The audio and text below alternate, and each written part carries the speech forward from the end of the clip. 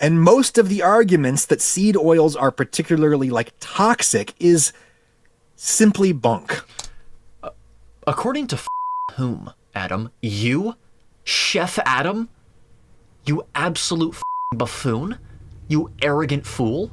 More attacks on beef tallow, saturated fat, animal fat in general. Good to hear. Great. Let's hear what this person has to say. The new top health official in the United States is praising a fast food chain. Why? Well, also, let's distinguish between what you mean. Let's actually determine what you mean by top health official. What do you mean by top? Okay, in the government or in terms of veracity? Also, yes, he's praising a fast food chain. He did, rather, a while back. Really because of marketing, frankly, because at the end of the day, the beef tallow that is used in Steak and Shake and all these other fast food chains is deodorized and often has the same problems as seed oils do. They are reused and reused and reused. And once again, they're deodorized, which is one of the reasons why seed oils are a problem in the first place. One of the many. It's not one of the main ones, though, actually, now that I'm thinking about it. From seed oils to beef tallow. Yeah, so it really doesn't have any real implications to your health, real consequences. Really what you should be doing is not eating fast food. Unless you absolutely have to, in which I would suggest going to a fast food chain that allows you to acquire, that's probably a better word to use, meat that is not really cooked in anything except its own inherent fat. There you go. Is beef tallow actually healthier? Well, what do you mean by healthy? Because health is the absence of disease process. Okay? Health is the absence of disease process, which means that if you are going to scientifically determine whether or not something is healthy, you have to provide a study from human nutrition science that, without question, unequivocally, proves a causal relationship between the consumption of that food, in a specified quantity, might I add, and an amelioration in a negative heart health outcome. At least one. At least one. You will not be able to do that because of the fact that human nutrition science is based on inferential statistics and statistical inference in the first place, even if you're just referring to individual samples, which cannot, under any circumstances, prove causality. Inferential statistics makes no claims about causality. Check out a video that I did with data analyst, Thomas Matcham from the UK, where he did a presentation on my channel about exactly that. He disproves a lot of orthodox, conventional, mainstream, trite nonsense and axioms that have been established or promulgated, really is what we should say, for decades and decades. Like, for example, the claim that, if association does not necessarily equate to a correlation, but no association means no evidence of causation. There's no causation at all. No association equals no causation. No. Also not true. That's not true.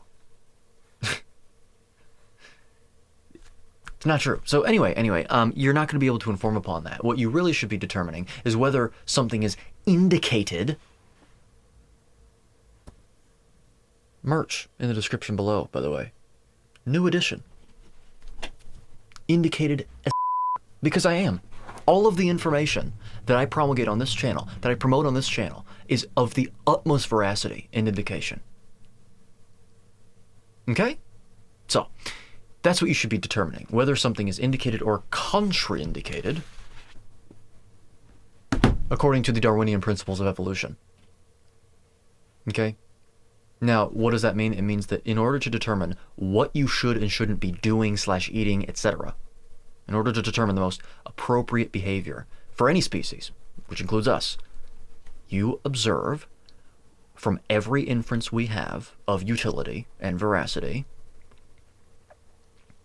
what our genes, specifically our genotype, are most evolved to withstand environmentally, which is inferred from, according to the Darwinian principles of evolution, what behavior was exhibited for the most recent amount of time sufficient enough to cause genotypic adaptations to that behavior. Okay? There's your hint as to what we should and shouldn't be doing.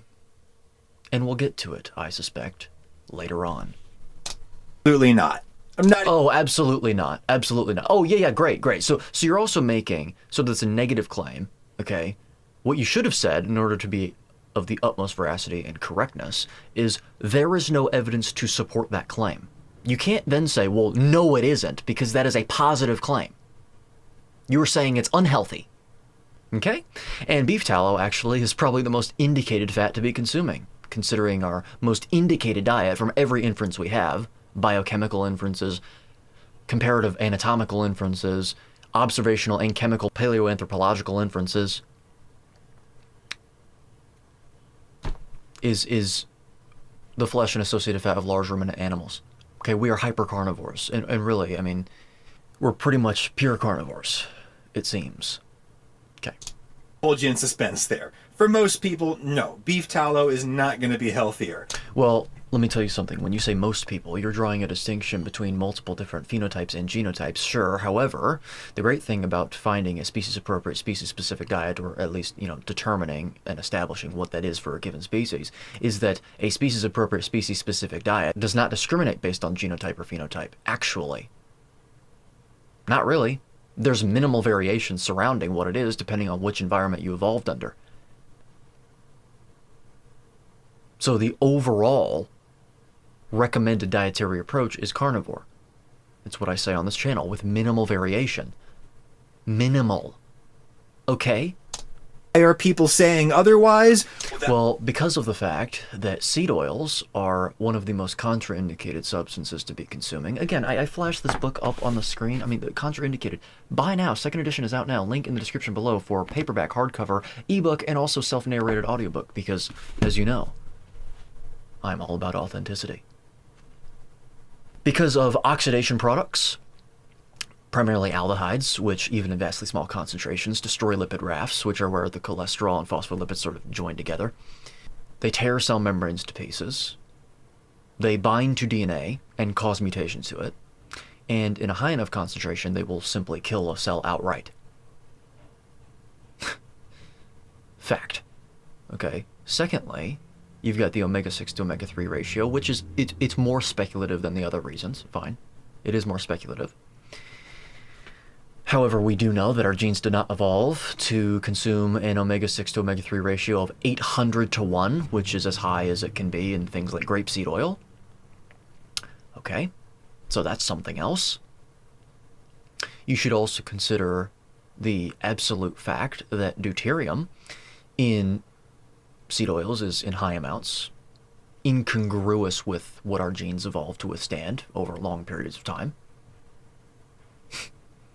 And that slows the rate at which your mitochondria function. And if you check out a video I did very recently, at the time of recording this video, you'll understand why that's probably definitely a massive problem with implications in cancer development and perpetuation of already existing cancer. Check that video out, link in the description. Well, link at the top right corner of the screen, actually, but also you'll find it in the description. So, those are the three main problems. Also, the sheer amount of polyunsaturated fat content, by the way. So, putting aside the omega-6 to omega-3 ratio, even if the omega-6 to omega-3 ratio was 1 to 1, the amount of polyunsaturated fats contained in seed oils is nowhere near the ratio of polyunsaturated to saturated to monounsaturated that we encountered in nature. That you can encounter in nature anyway. So, anyway, you might benefit from eating a species-appropriate, species-specific diet and transitioning appropriately and prudently over the course of 6 to 8 weeks, given your current presentation. We're going to talk about in just a moment. By the way, who are you? I mean, I just want to see. Adam Raguse? I mean, who is this guy? Open link in new tab. Let's take a look at who this guy is. Hello. I cook in my house, and I show you how you can too in your house, not mine. I like to use my head when I cook, but I have no time for being fussed. Okay, so you're a cook. Great. You're a cook. Now, I'm a high school graduate and an author, and anyone can write a book because a book is an opinion piece written by an author. So that doesn't necessarily mean that since you're a cook, you must be wrong. However, given where you've arrived at in your conclusions, I would presume, well, you haven't done the correct research. And really, when we say research, we don't mean research, because research is what scientists do in laboratories. What we mean is studying and reviewing of, by the way, most importantly, the fundamentals or rudimentary elements of science, the history of science, what science even is, what science can inform upon in the first place, and what it can't inform upon most importantly. Okay, you need to understand the skeleton before you understand the body, the exterior, the external elements of something. And that's what you're dealing with when you deal with a bunch of papers in human nutrition science. Okay, Adam? So... Beef tallow is still good stuff. It's define good. tasty. Oh, tasty. So, okay, that begs the question as to whether something is appropriate to be consuming and good for you. In your case, that's your language that you're using, just because it tastes good. Okay, candy tastes good. All right, and you understand that, which is why you're being a little sardonic here. But to have some vitamins and minerals. yeah, it has quite a bit. And actually, you know what? It has a sufficient amount for the subserving of human health when it comes to the vitamins we require in fat. Fact. Generally in insignificant amounts. No, Well, that's your opinion, because insignificant is a value judgment statement, Adam. We like to talk about science on this channel, which doesn't involve opinions, it involves facts. yes, people even use it for skincare. Tallow. Well, yes, because we've been doing it for thousands and thousands, well, probably a lot longer than that, of years. Okay, tallow is very, very congruous with natural sebum on our skin. You can look into it. You can look into the fatty acid profile and the nutritional profile. In fact, I've used it before. It's great. I'm serious. In fact, I've actually gone overboard a little bit and used too much because I've overcorrected a little bit. Oh, I think I need more than... Yeah. So the only real consequence of doing that is that you might be a little more greasy than you otherwise would have liked to be. So just be careful with that. That's not the fault of tallow. That's the fault of your application of it. Might have some legitimate uses for skincare, but they're... Yes, of course. Great. Good use of the word might there, by the way, because that's actual responsible language that you should be using to convey science, to represent what science can show, which is, in many cases, all. better, less pore-clogging options on the market. Okay, so you're going to need to provide evidence, any evidence of any kind, that proves that tallow causally leads, absolutely unequivocally, leads to clogging of pores, irrespective of genotype and phenotype. That was your little callous, snarky, perfunctory remark, okay? It's your opinion. Such as those offered by Geology. Oh, right, okay, so this is all just for a plug. Fine, we all plug products, all right? But I would suspect that the products really from one brand that I actually promote, those being these products, primarily Stem Enhanced Ulcer from Cerule, the company Cerule, have a lot more backing than that one. Or at the very least the same. If you're curious, refer to the link in the description below to find a video on these products in further detail, as well as the company of Cerule itself. There's another video that explains that as well. There's 2 videos that will be linked in the description. For you. Yes, you. If you're curious, you don't need to take them, but I highly recommend them. Sponsor of this video. Geology makes simple, effective... Yeah, okay. And it's also not backed by science, by the way, just so you know that. set. Plus, you get 50% off add-ons. Thank you, Geology. You can actually learn how to earn my products for free if you email me behind the scenes at edgoki@pm.me as well, since he wanted to finish that up that way, so. That is the last thing I will try to sell you in this video. Good. Well, that's not true. You're going to sell us on the idea that beef tallow is somehow unhealthy or healthy, actually. You're going to basically sell us on the idea that science can prove whether or not it's healthy or not. Even when I do ads, I work really hard to not say anything that isn't true. But anyways, Oh, really? Well, that makes me want to go back and see whether or not what you said was actually true or not. Good job. That was actually the best way of getting me to sit through the damn ad. geology makes simple, effective, dermatologist-grade skincare routine. See that? You said the word effective, which has the word effect in it, which is the conjugate of cause, which cannot be informed upon with inferential statistics or any statistics of any kind. Okay? Even if you have a linear regression with an r-squared value of 1, that does not mean that that relationship that you're studying is, in fact, causal unless all of your confounders and spurious variables are controlled for, and that's the key. Not the word confounder, the word spurious. If you don't know the difference between those, a spurious variable is the same thing as a confounding variable, which is a variable that interferes with the results that you're actually trying to study. It's the exact same, except spurious variables are ones that you actually don't account for when you conduct a study. Yeah, you might be understanding the problem right there. You never know whether you've controlled for all spurious variables at all. A spurious variable, by definition, is a variable that functions as a confounder that you aren't aware of. So, there you go. We're done. People want to get really, they get threatened by that idea because they think it's basically stripping out their entire, if they're on an ocean and they're in a boat on the ocean and the ocean represents chaos and the boat represents order, a constructed form of order that you yourself navigate through the ocean of chaos with. It's like stripping that boat, or at least one of the boards, from that boat entirely. And people are confused, they're left confused and they go, well, I can't, there's no way that that could be true. Because if that were true, then almost everything that I know right now that I think is based on science, when it's really based on what you just said isn't science, isn't able to be stated with conviction, stated as truth with conviction. Well, just because it's an unfortunate reality doesn't mean that it isn't reality, because it absolutely is. You need to understand science before making stupid claims like that, unfounded claims. You believe it's effective, sir. We're done. So effective, simple is your opinion. It might very well be simple if you try and determine an objective definition for that. But that has no bearing on whether it's indicated or not. Customized for your unique needs. So what? I'm an old man. I don't really have, acne anymore, and I don't even really care that much about wrinkles. But Well, acne is a manifestation of inflammation. Inflammation being a pre-programmed response that occurs in the body when it has perceived damage to tissues or a potential invading pathogen.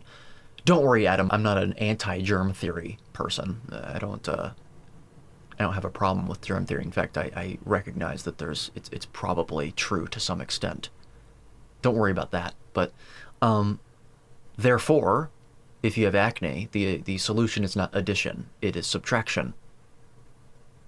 If you believe the unequivocal truth, which is that all disease is inherently, necessarily, with very, very, very small exceptions when it comes to how you were born genetically, is due to externalities, external factors, always. In fact, you could even make the argument that in the cases of people coming down with disease that are caused by inherent genetic programming issues, that was also due to external factors, because at least in theory, that wouldn't have happened if something external hadn't afflicted your parents or your... It's a theory, but anyway, you see how I'm careful with saying that things are theories versus saying things are facts? a lot of time outside, and I don't want to get skin cancer. Oh yeah, okay, good, great. So I'm also, once again, Adam, just to calm you down if you're watching this, I'm not someone that completely neglects to understand that the sun, UV radiation from the sun, has influence over cancer development. It probably does, considering the fact that, well, melanoma rates are primarily on the left side of the body in America and other countries like Canada, and they're on the right side of the body in Europe, because of where we drive on the sides of the car, actually. That's it. The mechanism is staring you clear in the face. However, you're completely neglecting to understand that, well, the sun is the entire reason why all life on Earth exists, and we've been exposed to it for, well, I mean, millions upon millions of years, Adam.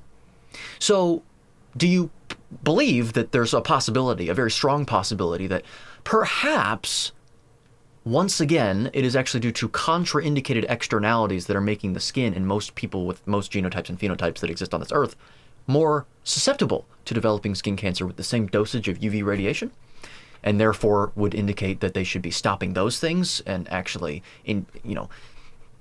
experiencing the exposure, being exposed to something that we've been exposed to for millions upon millions of years? Do you think perhaps that's the case, Adam? You're a chef. What are you doing talking about any of this?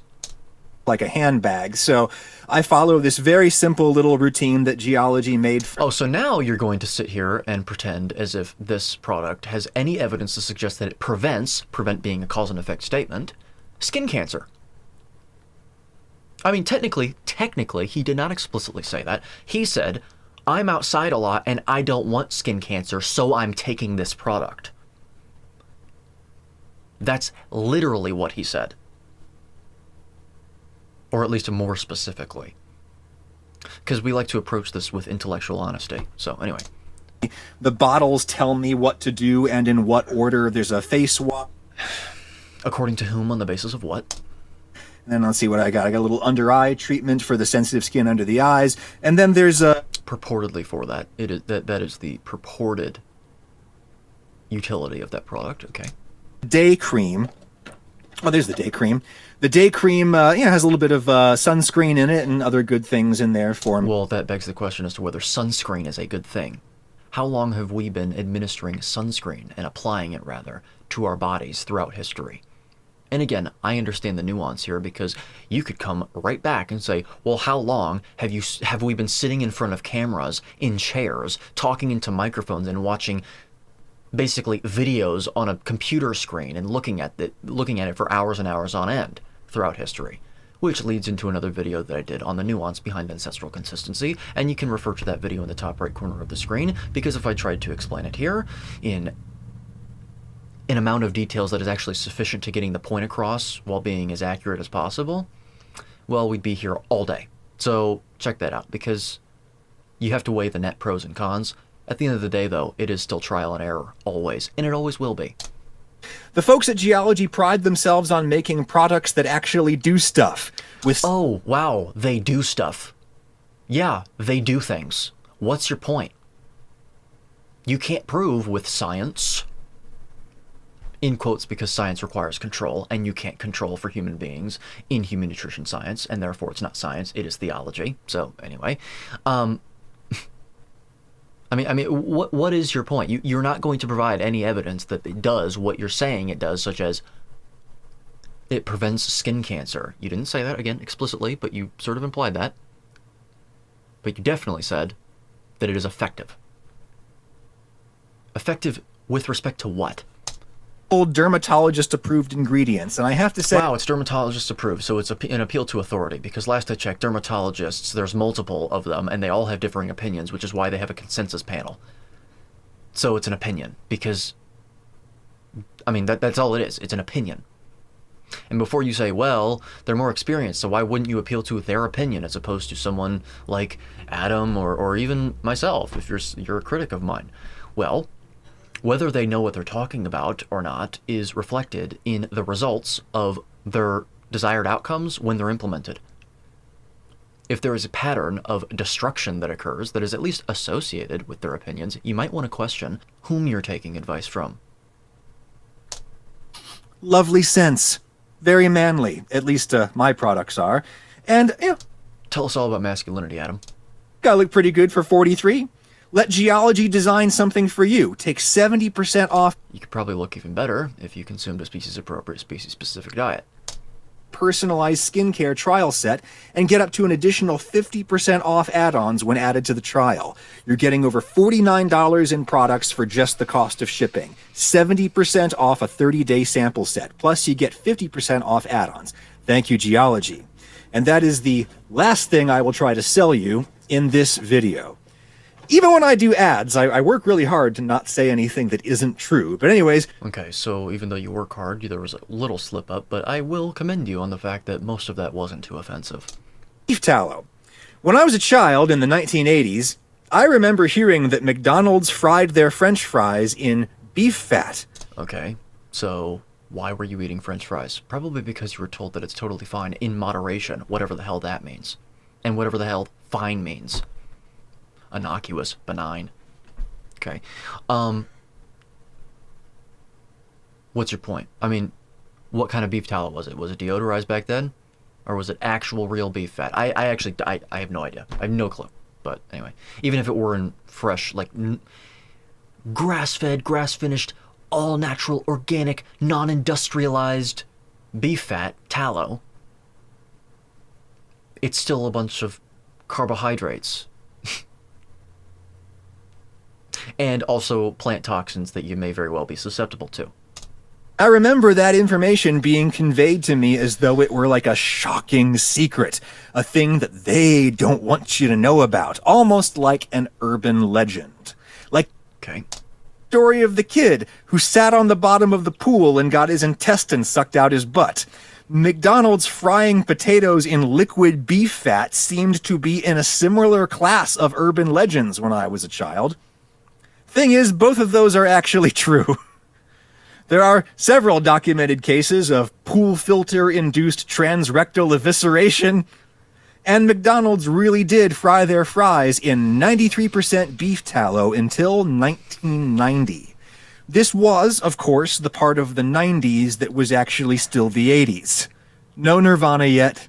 New Kids on the Block were at the top of the US charts with Step by Step. Christy Alley was still the new lady on Cheers.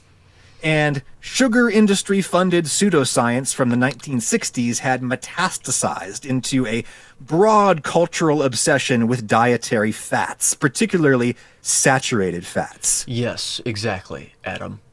And I wrote about this in my book, Contraindicated, the sugar industry fraud that was actually the entire reason why the myth that saturated fat, any real animal fat in the first place, caused heart disease.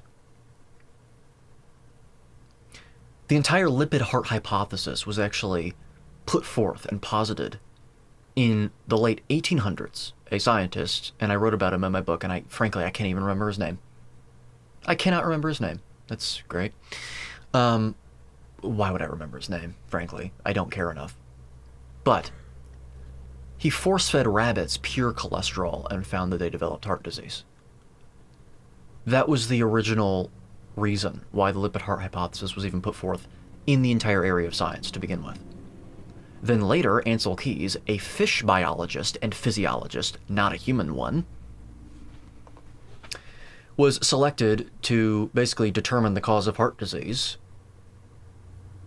And, well, he conducted his 7-nation study, really 23-nation study, that showed an association, when only 7 of them were plotted, by the way, between saturated fat consumption and heart disease incidence.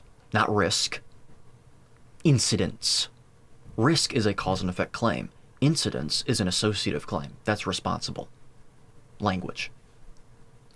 First of all, association doesn't equal causation. The study was done on a population of people that were genotypically and phenotypically different from each other. I'm completely unaware of the sample size, and also, heart disease takes decades and decades to develop, and the study definitely didn't go on for decades and decades. But also, this is really just entertaining the hypothetical here, because why do I say hypothetical? Because in reality, the study was not a 7-nation study. That is effectively a fake study. The study was done on 23 populations, and when you plotted all 23 on the graph, you saw that there was absolutely no association whatsoever. Of any kind. Linear, parabolic, nothing. No association.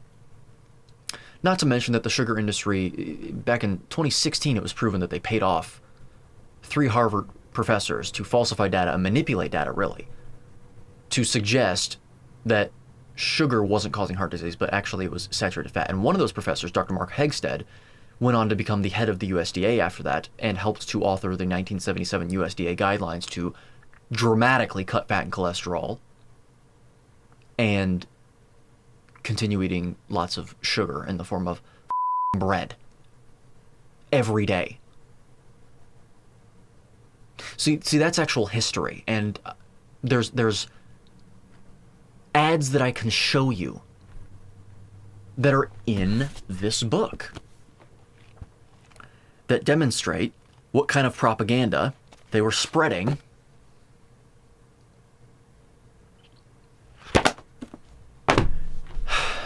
to the entirety of the world, really, because America was and still is the global empire, and so everyone took advice from them.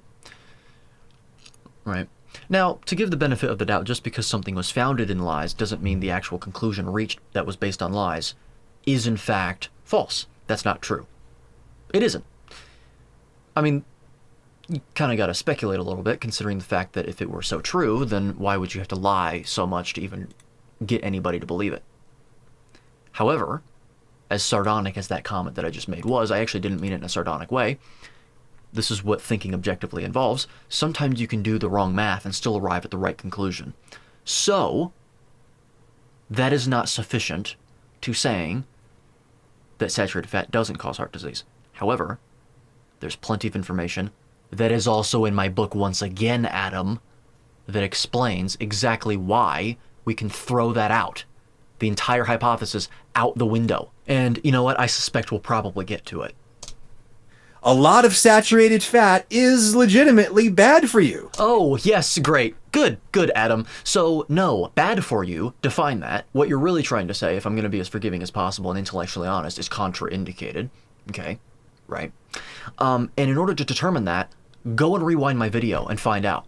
You would need to take two genetically identical twins, both phenotypically and genotypically identical, separate them at birth, put them into two metabolic ward lock-in rooms, observe them over their entire lives if attempting to infer lifelong health outcomes, 40 years for 40-year-long health outcomes, etc., and control for every single variable, including the time they wake up, the time they go to bed, their stress levels, their hormone levels, etc., to be able to make a claim as to whether or not the one variable that you're actually controlling for, or really, allowing to vary, so the one variable that you're studying is causally linked to anything, any outcome whatsoever, Adam.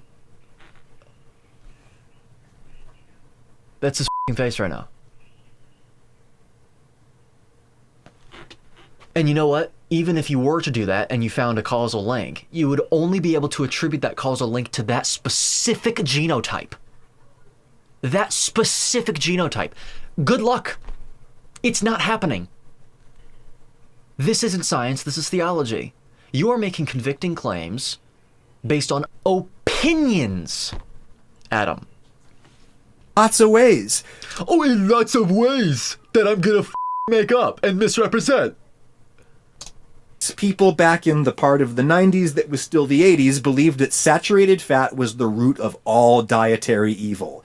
Oh, so so are you casting aspersions at these people? Did I misrepresent you because of the pause sort of audio cutting when you pause and then play again? Is that what's happening? I really hope so, Adam.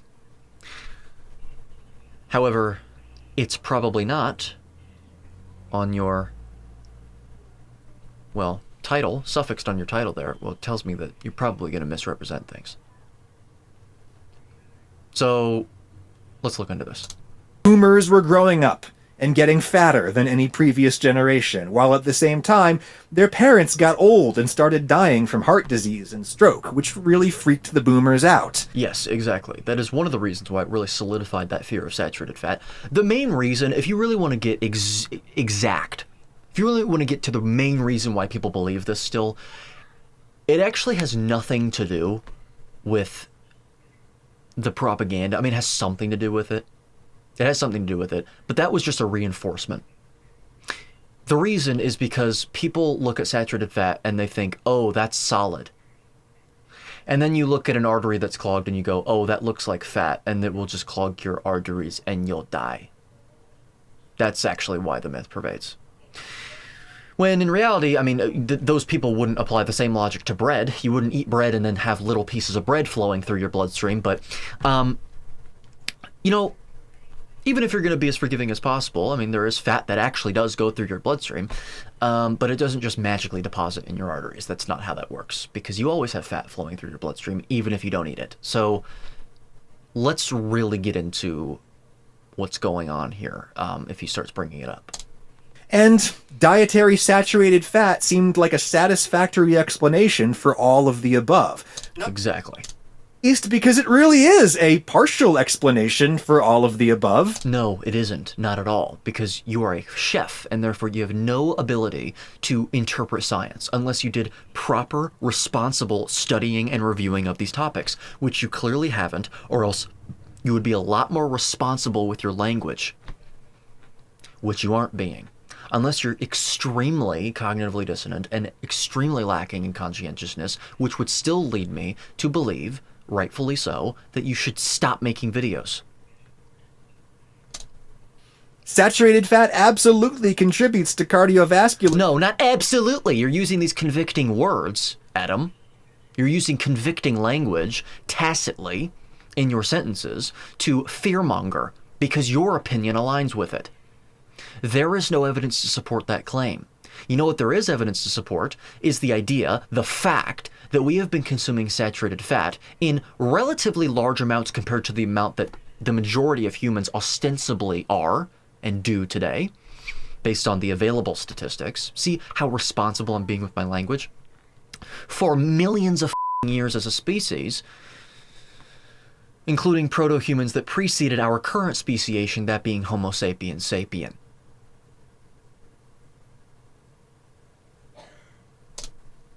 And to obesity. No, not to obesity. What is the prototypical anabolic hormone? Anabolism being the building up and storing of things. Is it insulin? And in isolation, does fat seem to stimulate insulin readily? No, it doesn't. It can if you eat enough of it because it raises glucagon, which has an ability to raise glucose levels produced endogenously. Rob Sywes will tell you all about it. Glucagon, glucagon, glucagon.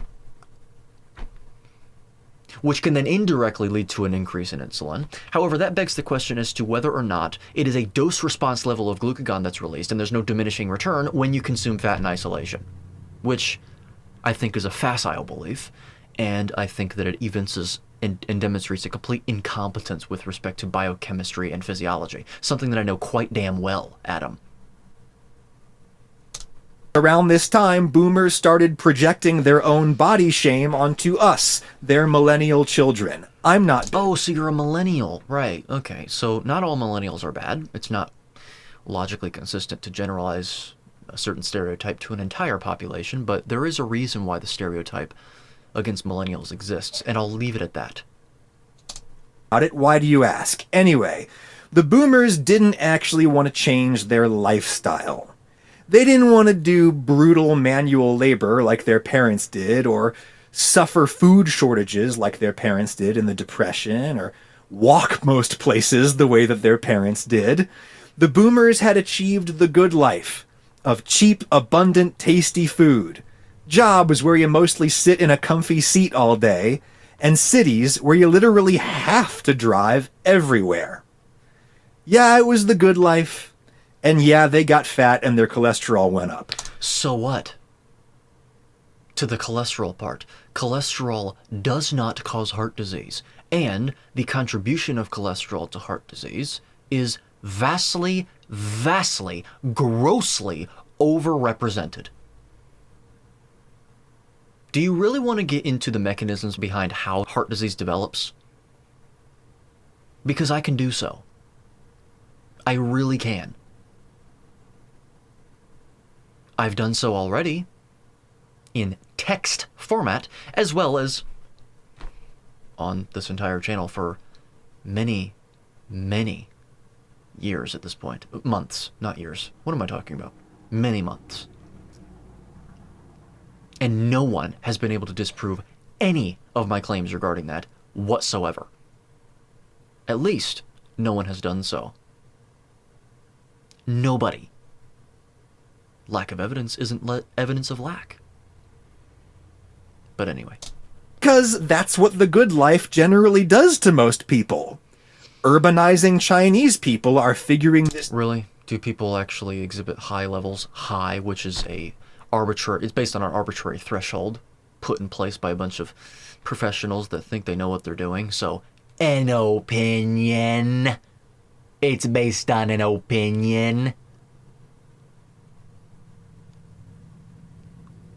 But anyway, do people usually exhibit high cholesterol that have heart attacks? Or is it, at the very least, a mix between high and low and wherever the it is?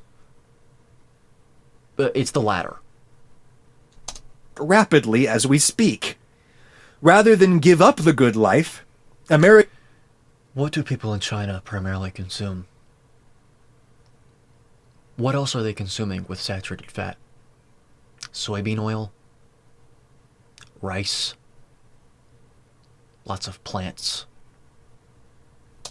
Boomers of 1990 were attracted to another proposition. Just give up the saturated fat. Right. Which hasn't seemed to work. Of course, people like Lane Norton would have you believe, oh, well, that's because they're actually not following the guidelines. When that's your opinion. Because people were scared of cholesterol and saturated fat. And so, well, that's one inference right there, that they actually did follow it. But also, the amount of red meat after 1977, the red meat consumption went down markedly. Within a 3-year period. 4, I believe. Markedly. And it's been declining ever since, by the way. The other meats that provide saturated fat have really remained the same, except chicken, which is steadily increased. However, I believe that's mostly chicken breast, which doesn't have very much fat in it at all, unless it's cooked with fat. And most of the fat that things are cooked with is not saturated fat, not anymore. So we're done. We've just went through the line of command, the chain of command there, the chain of logic. There you go. That's all you have to do. Oh, have to do? No, they don't have to do anything, Adam. Give up your butter for margarine. Yeah, margarine, which is even worse than seed oils because it's seed oils on steroids, considering it's hydrogenated, which means that they've basically used extreme amounts of industrialization to manipulate the chemical bonds of the fats to make them solid at room temperature through manipulating hydrogen.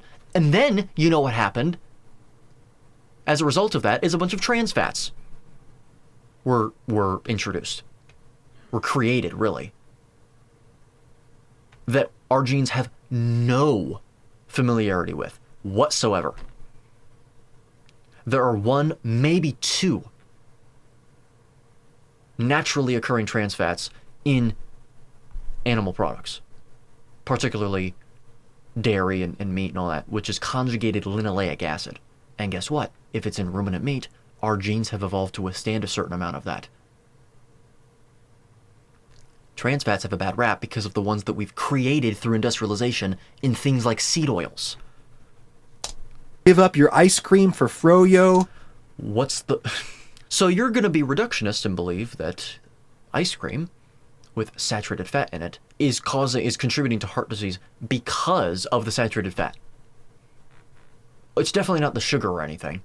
And the potential inflammation that results from consuming dairy, something that we've only been consuming for 13,000 years, and only very recently in pasteurized form and A1 form. Give up your beef for chicken. Covered that.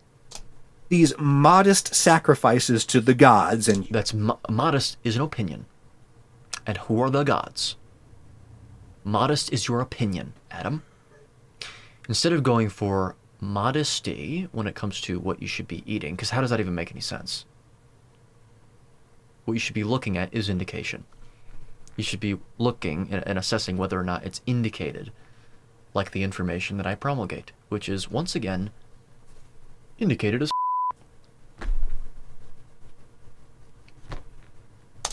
shall receive their favor. You'd take the that gods shall receive their favor. Okay, facetiousness, fine. deal, right? You'd take that deal, right? No. Why would I? Why would you expect me to do that? I'd take that deal. Well, why would you? That just goes to show how ignorant you are, and how you're a sheep, frankly.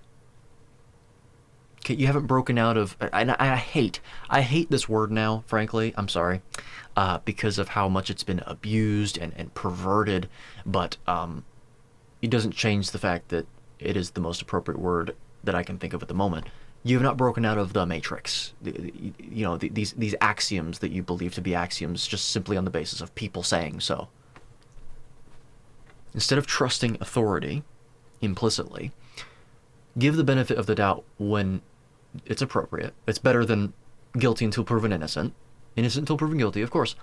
But once again, like I said in the beginning, if you see a chain of events that involves people taking advice from authority figures and everything getting worse in that sector that are ostensibly, given human reason, causally associated, you may want to consider, especially if it happens 3+ times, looking elsewhere for answers. This is the importance of education, getting people to be their own scientists, getting people to understand how to truly responsibly study the world according to the scientific method, and the foundations based on the scientific method are based in Athens, Greece, and Jerusalem and all that, so that we can actually purvey the truth and use responsible language to convey what our discoveries actually convey and prove and don't prove. So anyway, you haven't gotten to that point yet, very clearly. So Unfortunately, margarine was made with trans fat, and trans fat turned out to be the worst fat of all for your health, which is why it's... Well, ostensibly, yes. What we do know is that it is one of the most artificial compounds that we've ever introduced into our food supply. Which is why really no one buys it. I mean, well, I say really no one buys it, except it's still being sold. So it's clearly still being bought by some people, or else their entire business would be gone. Banned. And while cutting saturated fat has been found time and time again to...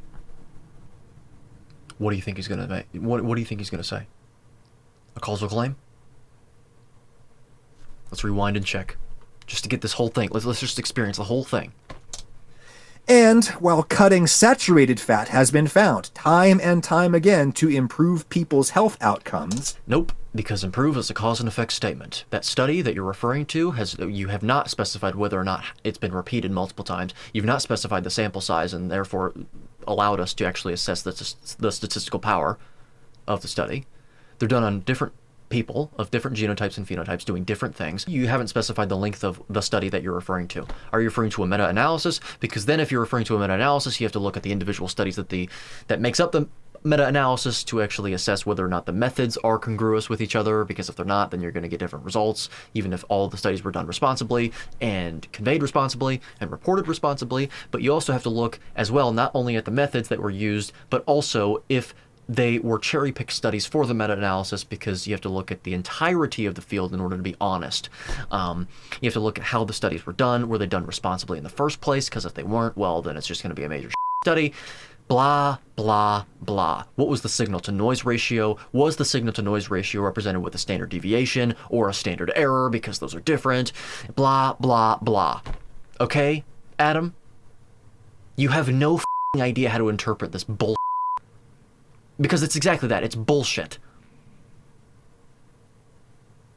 You are completely out of your depths. Go cook some food. You're mostly just rearranging deck chairs on the Titanic if you're still eating way too many calories and not getting... You can't f***ing eat calories, Adam. So now you've gone wrong 3 times. Calories are the amount of heat required to raise the temperature of 1 gram of water around a closed thermodynamic system by 1 degree Celsius. Kilocalories are what you're actually referring to, so then change that number to 1,000 grams, so 1 kilogram of water. Okay, they're units of heat energy. Kinetic energy, or the movement of the molecules in that water. That movement being caused by photons of a certain wavelength interacting with the surrounding water after being released from the rapid combustion of a food within said bomb calorimeter via a massive electrical current, thus causing rotations, vibrations, and translations, Adam. You don't know what calories are, because if you understood that, you'd understand that they don't exist in food, okay? The bowl of beef sitting on my counter has 0 calories in it. The calorie number on food labels is the amount of calories that are to be released, plus or minus 20%, by the way, in either direction, because of the fact that, well, you can't measure energy. You can estimate it only. So massive error. It's the amount of calories plus or minus 20% that would be released from the food if you rapidly combusted it in a bomb calorimeter. With the notion being that since a bomb calorimeter is a thermodynamic system, then, and since we are as well, then that must be what our body does as well, which isn't true because we're an open thermodynamic system, not a closed one. We don't use calories or heat energy. We don't have a calorie transport chain. We have an electron transport chain, and electrons have mass and come from mass, okay? We release calories, which has no effect on the mass balance of the body, up or down, because of the fact that it isn't mass and has no rest mass at all. They cannot be brought to rest. They're not even a good proxy measure for changes in mass, because you can have a release of heat without a change in mass. At least a commensurate change in mass. Because it depends on where the heat came from. Me. If you're still eating way too many calories and not getting any exercise. You need to specify what kind of exercise is indicated, because some exercise is not indicated at all and can actually be counterproductive to fat loss. Sound similar to any of the unproductive dietary panics that we have nowadays? What does that mean? Well, this panic, in the part of the 90s that was still the 80s, resulted in McDonald's bowing to public pressure and, with much fanfare, proudly announcing that they would henceforth fry their fries in 100% vegetable oil. A certain kind of guy on the internet just loves to say, oh, there's no such thing as vegetable oil. It's really seed oil. And of course... Correct. For the most part, yes. But you can, like, there's grapeseed oil, there's canola oil. It doesn't really matter. The distinction doesn't matter. I don't care what you call it. That is true if you go by the culinary definition of vegetable, which is a fleshy or leafy plant part that is not normally used in sweet dishes. Right. Notice how he said that vegetable is actually a culinary term, because that's exactly what it is. Vegetable is a culinary term. We're talking about plants, and then the fruit of the plants. That's what we call fruit. It's the culinary definition. But the people who named vegetable oil were... The definition of vegetable is intrinsically rather, culinary. By the scientific definition of vegetable, which is of or relating to plants. So what? What is your point? A vegetable is just any plant part, and by that definition... No, that's not true. What the are you talking about? Any plant part, including fruit? Seed oils are inarguably vegetable oils. So what? Don't deny that marketing people likely were involved in the decision to call them vegetable oils. Great. Because vegetables have, they have a reputation for being considered healthy. They are considered healthy in the public eye and in the public mind. But regardless, McDonald's was proud to advertise that their fries were now made with 100% whatever you want to call mostly rapeseed oil from Canada. There you go. It's been real weird for an elder millennial such as myself to see this coin completely flip in just the first half of my lifetime. Now dudes on the internet comment on pictures of McDonald's fries and say, yum, seed oil, parentheses derogatory. Fry my potatoes RFK style in beef tallow. We already covered that at the beginning. The beef tallow used in these restaurants nowadays is still not great. At all. I would suggest not consuming them unless you absolutely have to. If you fried food at home, you could actually use quite a bit of beef tallow, but you probably just shouldn't be frying food because at the end of the day, the amount of beef tallow that you require can only really be used one time if you're trying to be as indicated as possible, because each time that you use it, as stable as the fat is, you're still creating some oxidation products, some lipid peroxidation. So, yeah, how often were we frying our food historically? Let's just put it that way. That's what'll make America healthy again. Yeah, so that is the notion, and that's sort of the implicit notion, and it's superficial. However, I want to say, to defend that crowd, because they're a lot more sensible than any other health crowd today, at least of any significance and public reputation at all. That's not the only thing they're talking about. That's the main thing they're talking about. It's the problem with seed oils. They understand the stability and indication of saturated fats, animal fats. They're just not aware of the fact that the saturated fats are still a problem to fry with. They're just not as much of a problem. They're talking about a lot of things. Food dyes. Why are they in our foods? Talking about a lot of things, mainly the synthetic food introductions from the Industrial Revolution, specifically the technological revolution. Most of those people still agree with eating fruits and vegetables and all that stuff. It's the whole food crowd, basically. Some of them are aware of the grain issue, but not because of grains themselves, but because of glyphosate and pesticides and all that. So, anyway. No, it won't. So we obviously understand what he's saying here, what he's implying, with his arrogant ignorance. And you can tell because of how convicting he's being with things that he doesn't understand. No, it won't. The word won't.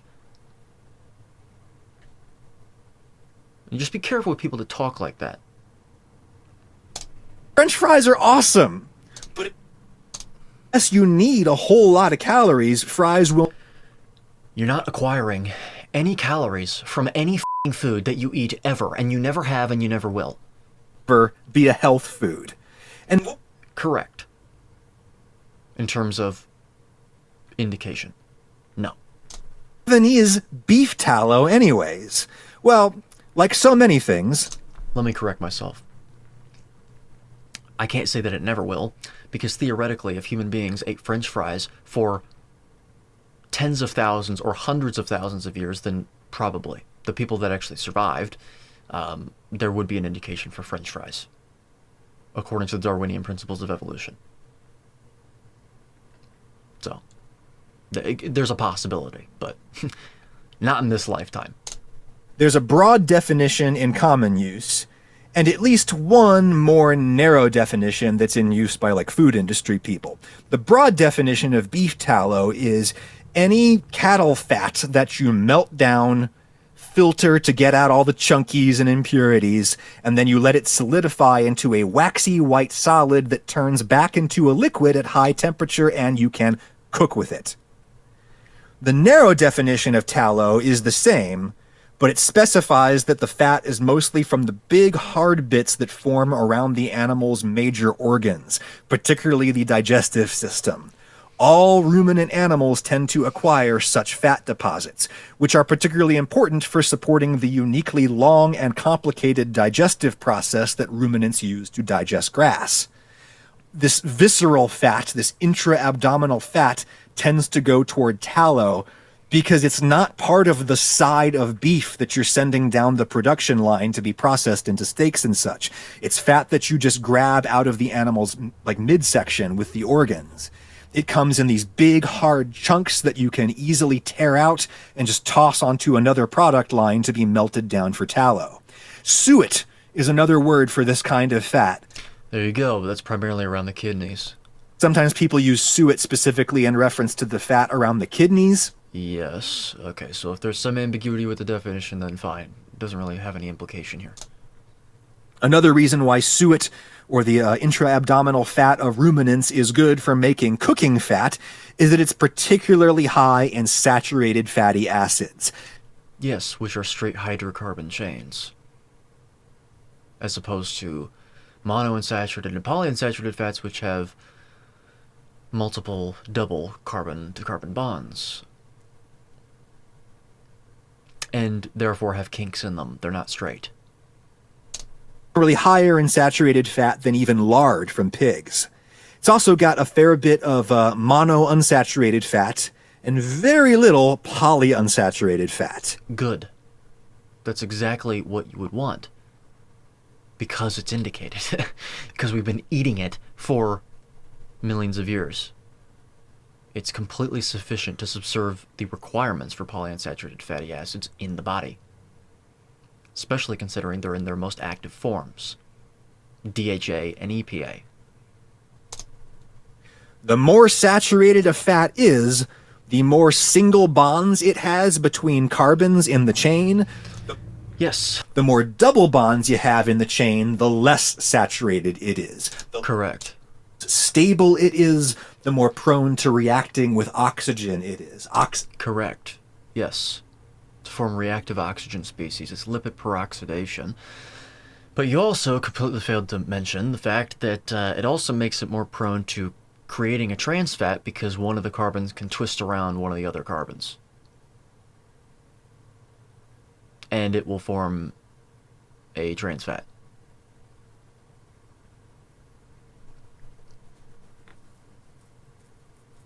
So let's think about it this way. Seed oils are produced under high heat and pressure,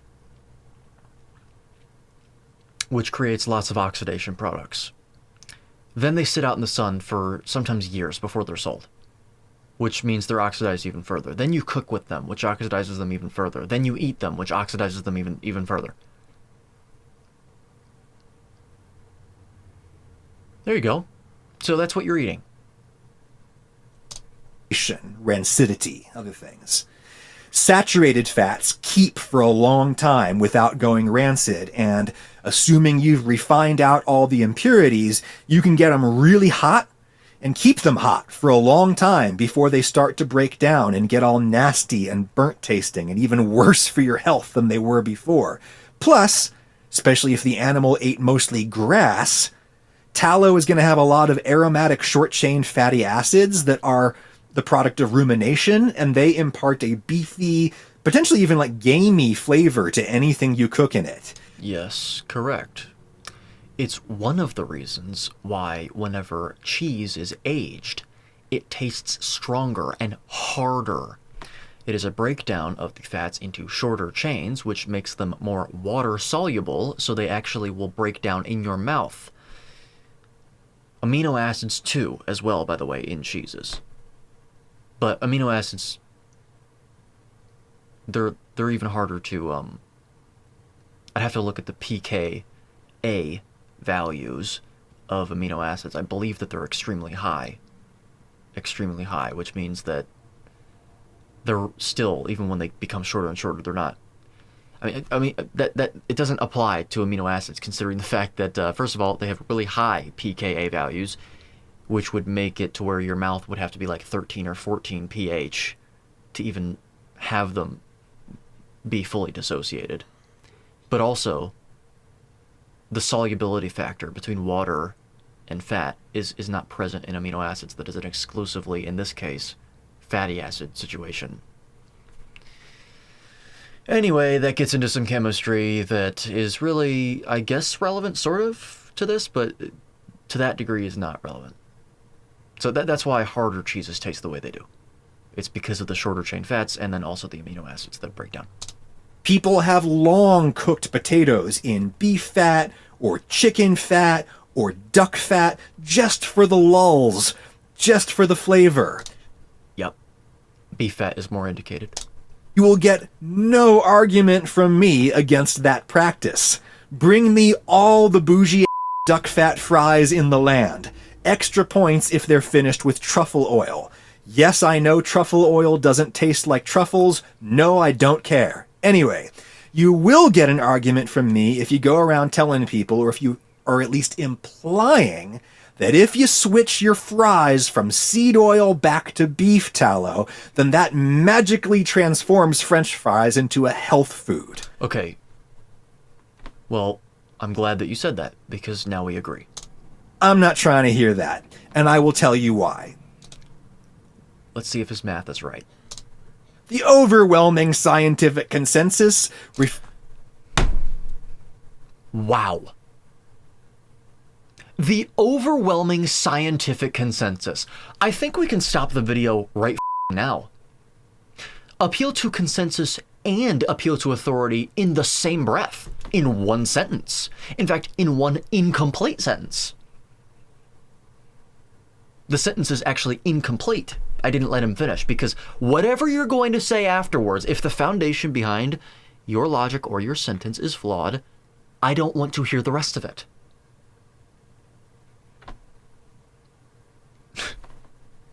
The overwhelming scientific consensus. Well, good stuff, Adam. Real good stuff. You don't understand how science is done. The conclusions of scientific studies, which is very similar to what you're saying, because you're talking about a consensus panel, a consensus, which is an opinion, and this gets to my point. A conclusion of a scientific study is also just an opinion written by an author. You don't know how to interpret science because you look at an abstract and then a conclusion. You look at the numbers. The irony behind nutritionists, dietitians, doctors, etc., is that they are in the health space, and yet they have a much harder time interpreting statistical studies, like the studies in human nutrition science, than a data analyst would.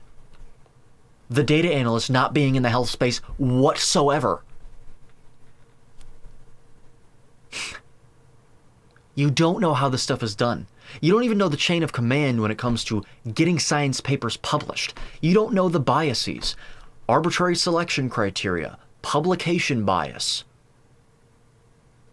The difference between scientists and then scientific journals.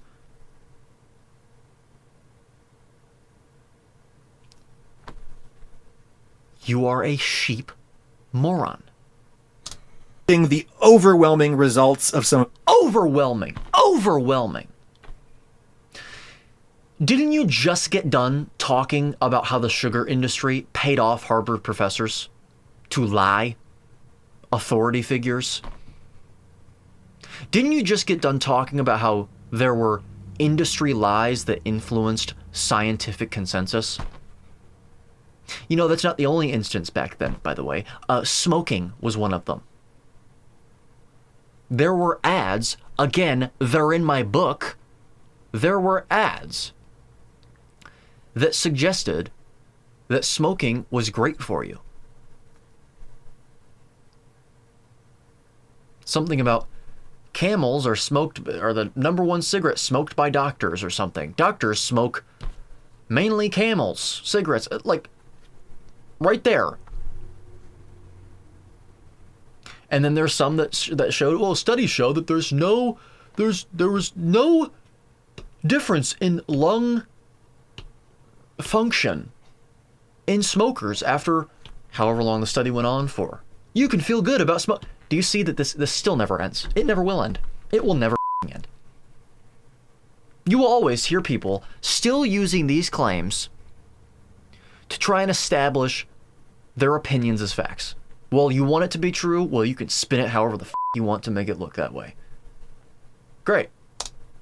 Biggest, longest health studies ever done. Oh, really? The biggest and longest health studies ever done. Cite them. And then show us that you're actually able to interpret them. And then tell us if it's still able to inform upon anyone with any different genotype or phenotype. The longest studies ever done. What do you mean? 30 years? What type of study, by the way? But even putting that aside, how long? Because if you go a day beyond how long that study went on for, you are unable to extrapolate those results to that time frame. Oh, went on for 30 years? So therefore, the study's results can only be extrapolated to 30-year periods. Not 30 years in one day. No. Not 40 years. No. Not at all. Adam, get back in the kitchen. Is that saturated fat is generally worse for you than... Worse for you is a cause and effect statement. Also, you just said that this was a scientific consensus. You keep using the word overwhelming, which isn't scientific. It's not scientific, Adam. Overwhelming is another value judgment statement. And also, Even if it were an objective definition, you're objectively correct that it's overwhelming. Who gives a f? It doesn't matter if it's overwhelming. That has no bearing on whether it's true or not. None. Saturated fat.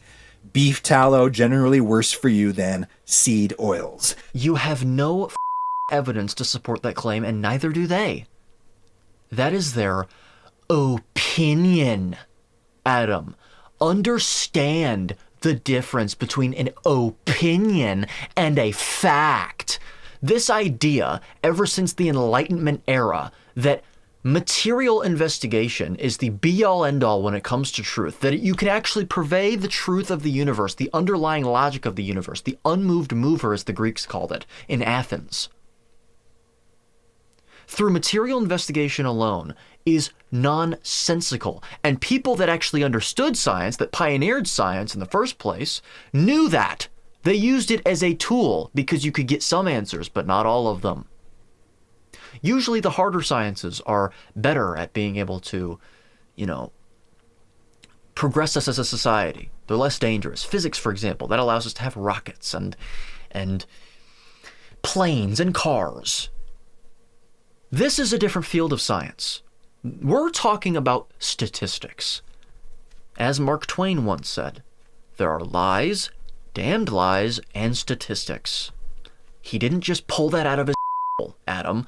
There's logic behind that claim. There's a reason behind it. Science is not the be-all end-all of truth. We fought wars for thousands of years as a species to finally understand that, and understand that those two things can coexist. Science, material investigation, and revelation. Because at first, everyone thought that they were mutually exclusive. And still people today believe that. Today believe that. Oh, you believe in science and you don't... all science is absolute bunk and nonsense. This can come from religious fundamentalists. It can come from theists of any kind, whatever. It's all about revelation. Then you have the Reddit atheist types that are like, oh, pfft, Sky Daddy. You believe in Sky Daddy? Okay, they're not mutually exclusive, okay? There's a balance to be had, and we fought wars for thousands of years to actually understand that, which culminated into Western civilization as we know it to be today. In arguably the most functional form thus far, the American governmental system, which people have tried to emulate ever since America was founded for a long time. And I'm not saying that in a sanctimonious superior way because I'm an American or something. I'm trying to be as objective as possible here. You can have your own opinions, but there's a reason for that. That they combined both of those things because they're both true to some extent. But to believe that science is the be-all end-all when it comes to truth, I mean, it's a form of Marxism in a way. It's a form of Marxist thought. That doesn't mean seed oils are good for you. Well, I'm glad that you understand that logic does not necessarily mean that, but you still made a false claim based on sheepish behavior. It's still pure liquid empty calories. Do you remember at the beginning of this video when I said that just because something is founded on lies, just because the math was done wrong, doesn't mean the conclusion is also necessarily wrong. It can be right. Well, this is sort of an example of the opposite, where you can do all of your math right, in a way, until the very end and get the answer wrong. I mean, really what we're dealing with is actually the exact same thing. It's the exact same thing. You're building an argument up. And this time, like I said, I say it's the exact same thing. It really is an example of the opposite. You're building an argument up with the right math, and at the very, very end, you go, so here's the answer, and it's completely wrong. Like, no, where did you get that from? Where did you get that from? It reminds me of the meme, the 4-panel meme with Patrick from SpongeBob talking to Man Ray. People of my generation probably know what I'm talking about. Like, where did you... So you did all your math right, and then you fall on your face right at the end. Like, what do you... Anyway... And seed oils are both cheap and flavorless, so they are the fat of choice for most junk food. That is a better inference. But not just junk food. It's used in many different products. Hell, it's used in seasonings, which I wouldn't say they're not required and they can cause people issues. Absolutely. So I'm not saying they're indicated at all. But I wouldn't consider them a junk food. They're in everything. Junk food is definitely bad for you. So, Define junk food, by the way, because that is... Because many people will classify junk as whatever the hell they want to. maybe you could indict seed oils on a RICO charge. Guilt by association. There. Are you just trying to be objective? Because if that's the case, I appreciate you being logical and not ideological. I think to give the benefit of the doubt here, he might be saying, well, perhaps you can make the argument, and I do this in my videos all the time, perhaps you can make the argument that maybe it's not the seed oils. Maybe it's just they're associated with problems, other problems, like carbohydrates, for example. So, good logical thinking here. Also, particular concern that these unsaturated seed oils will break down more rapidly in restaurant deep fryers. Well, yes, because you just covered that. Particularly deep fryers operated by 20-year-old fast food employees who don't take a whole lot of pride in their craft. When you don't change your fry oil often enough, or when you let it get too hot, you actually convert some of the fats into trans fats. There you go. Glad you brought that up. And also into polycyclic aromatic hydrocarbons. Which, yes, exactly. And they're not good. That's another oxidation product I was talking about. cause cancer. Might cause cancer. Good job, Adam. You're on a roll here. Might cause. Because it also might not. I believe they probably do contribute, actually. Which kind of throws people off sometimes. If you're a new viewer, I might be throwing you off a little bit. I also might not. See that? Because I'm very emphatic when I say they also might not, and then I tell you that actually my opinion is that they probably do. But it's because we're distinguishing between fact and opinion. So. How fry oil actually gets treated in the wild, as it were, is a somewhat understudied topic because it's really hard to study. Side note, I got a weird craving for a Whopper the other day, so I went to the Burger King for the first time in a long time, and no shade on the good people of Burger King, it's a wonderful restaurant. Remember, when we talk about the difference between facts and opinions, right? That Burger King sucks, man. Like, have Wendy's or something, man. Or don't have any of it. But the fries on this particular day tasted like they had been cooked in straight motor oil. It tasted like they had dropped a rubber glove in the fryer and it just melted in there. Abused fry oil is a thing that has been studied, but we still don't know that much about what really happens in practice. There is a reason to... What do you mean? We know what happens when you heat these oils up to high temperatures.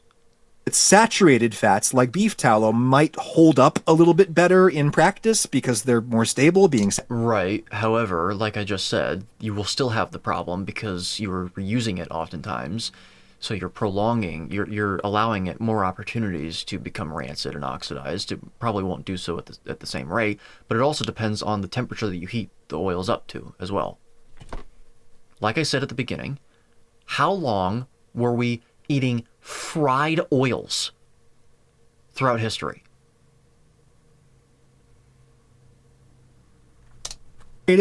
But that research is very much in its infancy. We don't even really know what these high heat chemical products do to people. And you never will, by the way. You never will. You will have longitudinal associative data at best. You can reinforce it, you can bolster it with some cellular biological data that's in vitro, but those are weak, even as a supporting piece, but also definitely if they're used in isolation, they mean nothing. Because you're taking a cell out of the physiological system in which it resides, exposing it to many different things at once, and then, I mean, the ADA, the American Diabetes Association, has done this before, and it's absolutely pathetic that they even call that science. Contrast, a ton of evidence indicates that saturated fats are way worse for your circulatory system. No, there is no evidence to support that claim. I don't care how much you say the word ton, you don't know what you're talking about. And once again, that begs the question as to whether a lot of the evidence that you're purporting to be proof even means anything in the first place, because if it doesn't, there could be an infinite amount of those studies, and it still wouldn't have any bearing on what the actual facts are. It is not bad for your circulatory system. There is no evidence to support that claim. And most of the arguments that seed oils are particularly toxic is simply bunk. According to whom, Adam? You? Chef Adam? You absolute buffoon? You arrogant fool? Who are you to say that? Really, genuinely, who are you to say that?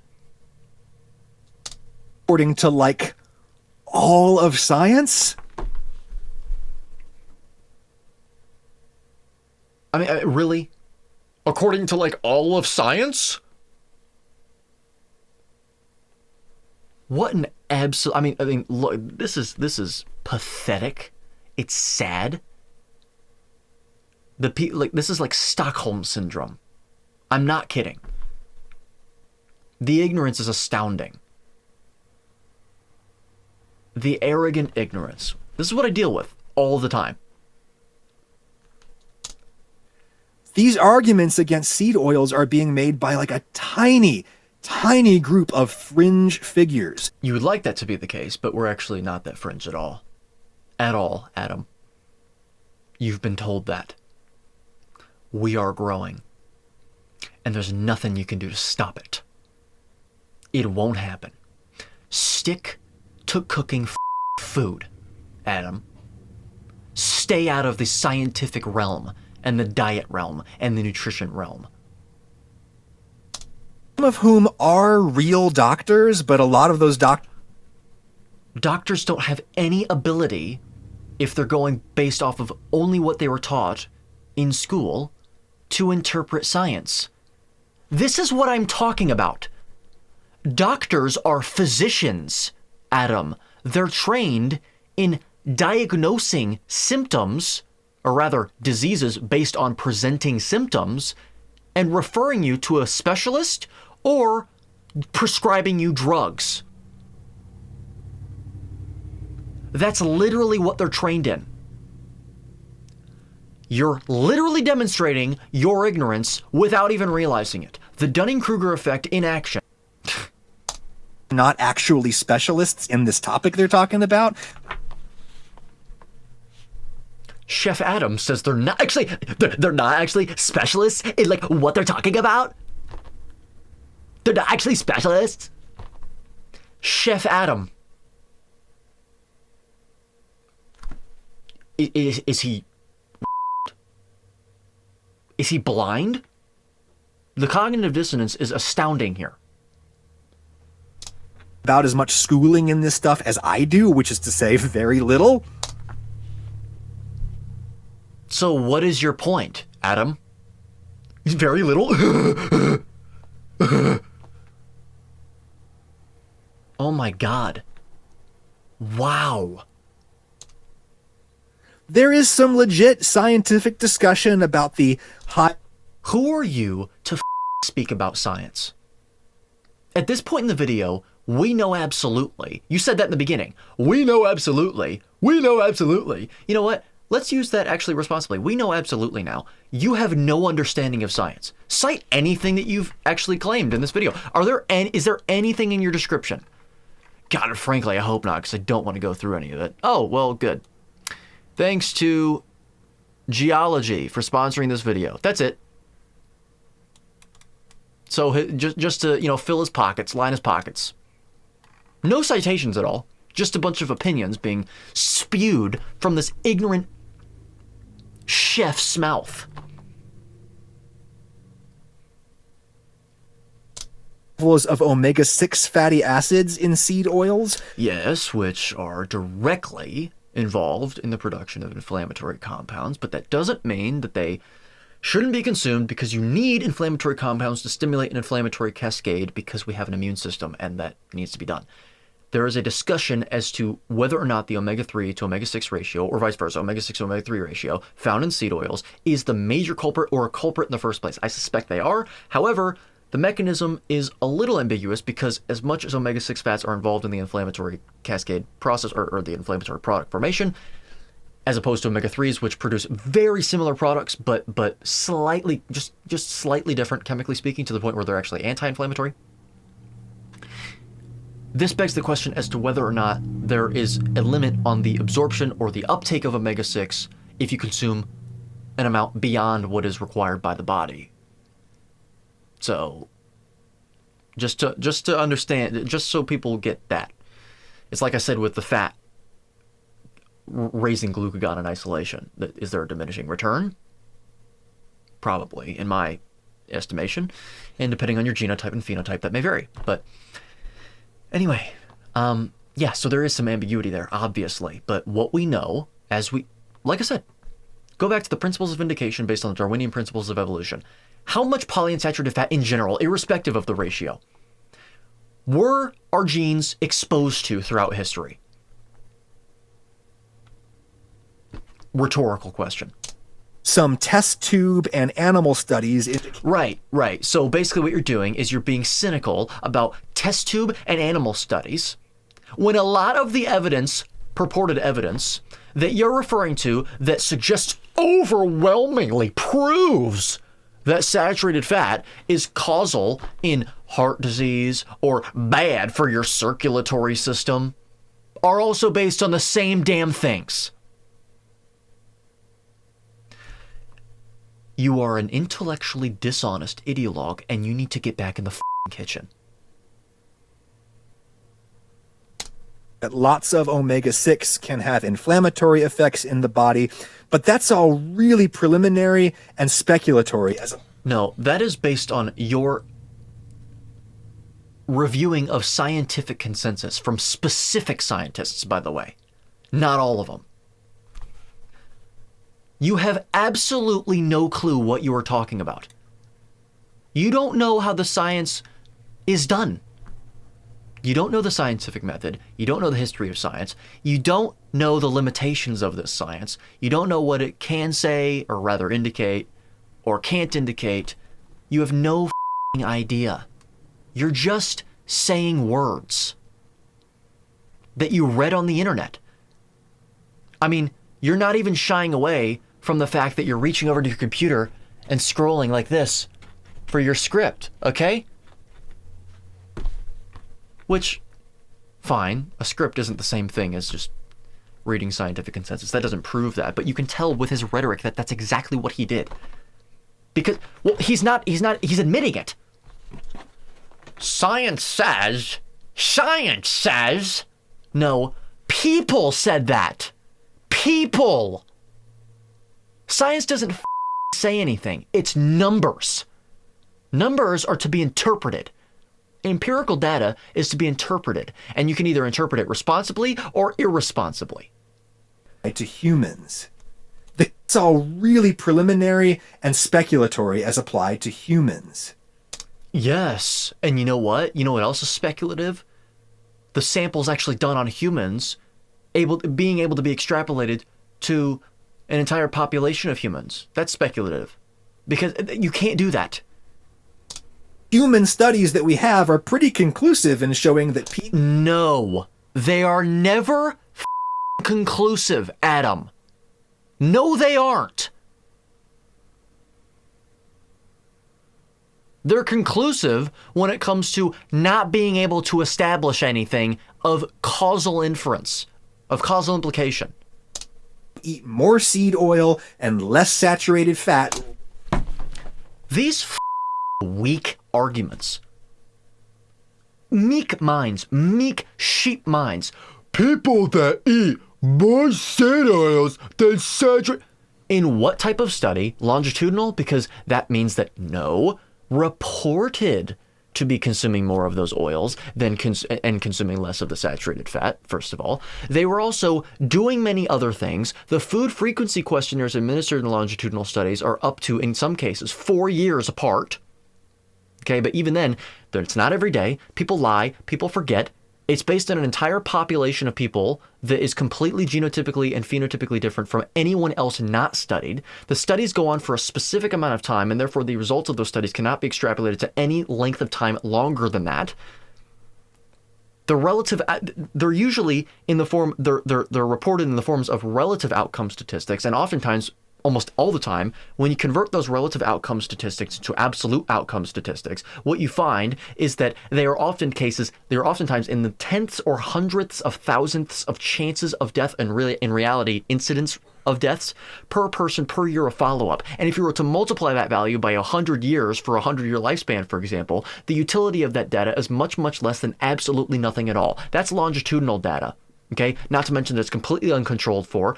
It's associative. The strength of the association is piss poor even when you're referring to a relative outcome statistic. If you're referring to an R value, they're often very low, or an R squared value, because those are tightly intertwined, obviously. And also, they're often adjusted for, which means that they were fabricated because they're using multivariate regression, and they're basically turning the results into a set of results that weren't seen, because they're trying to control for confounding variables when they weren't able to do that. Scientists report what they observe, not what they think they would have observed if they had done the study differently in an ideal world where they were actually able to exert control. Okay, so no, that's longitudinal studies. Randomized controlled trials, poor sample size that don't even meet criteria for statistical significance. They don't reach enough statistical power. So, I mean, that's the biggest problem. So, massive signal-to-noise ratio. Oftentimes, the signal-to-noise ratio is reflected with a standard error, actually. Well, I say oftentimes, sometimes, which is a problem. Talk to Dr. James DiNicolantonio about that one, because he well, at least he should know the difference between SD and SE, but he, maybe he does, and he's just trying to manipulate other people trying to beguile other people and prey on people that actually don't know the difference by reporting things that use SE instead of SD when you shouldn't be doing that. Anyway, also same problems, associative. You can't control for human beings in metabolic wards like that from birth. These people are doing different things. That applies to longitudinal studies as well. Different behaviors, doing massively different things. They're also not doing a lot of other things. There's also no specificity in his claims about the absolute levels of seed oils, what kinds of seed oils, what else were these people eating, what else were they not eating, and the people that were eating very little saturated fat. What is very little? What were the amounts? What was the signal-to-noise ratio for the reported consumption? Did the noise outweigh the signal? Not all saturated fat and polyunsaturated fat is the same, by the way. Where are they deriving it from? You don't know the limitations of this. You have no clue. None. Shut down your channel. Or stick to cooking and keep your mouth shut regarding this topic. You know all. Longer and suffer less cardiovascular disease. Wow, they live longer. Wow. So what else are they doing? And they suffer less cardiovascular disease. What else are they doing? What are they doing? And what are they not doing? What were the sample sizes? If you're referring to any prospective cohort studies, you're going to have to give me the percentage difference between the associations as well.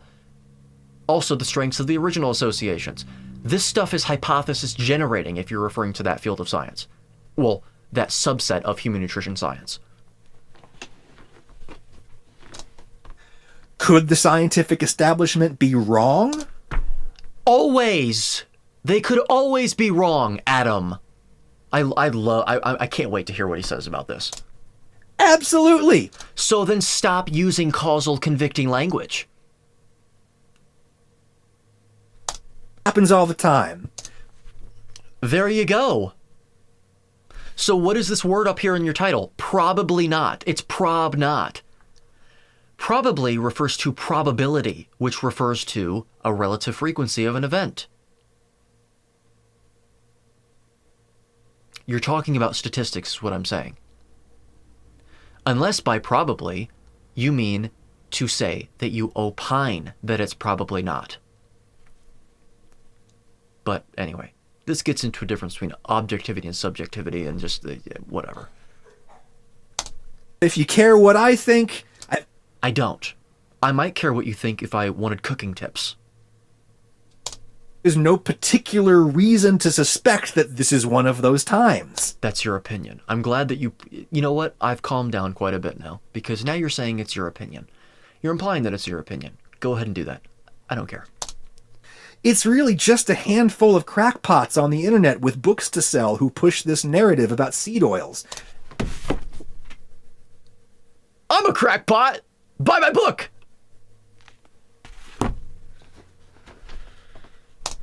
This narrative about the science on seed oils being in the pocket of industry.